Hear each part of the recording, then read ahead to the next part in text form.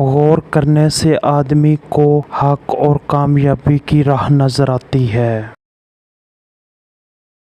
زیادہ کھانے سے نفس موٹا ہوتا ہے اور عبادت میں کمی واقع ہوتی ہے۔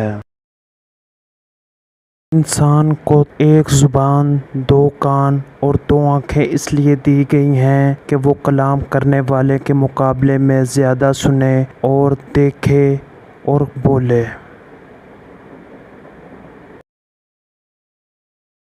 کسی کو خوشی دینا صدقہ ہے، مگر کسی کو دکھ دینا وہ قرض ہے جو آپ کو ایک نہ ایک دن ضرور ملے گا، کسی اور کے ہاتھوں۔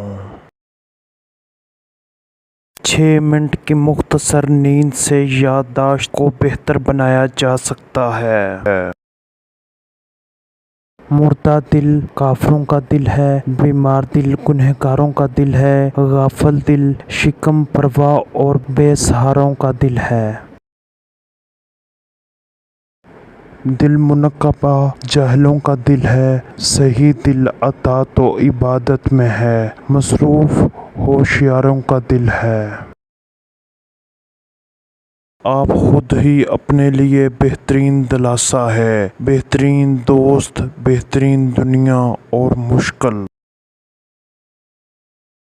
وقت میں بہترین تھپکی جو آپ کو کبھی ہارنے نہیں دیتی۔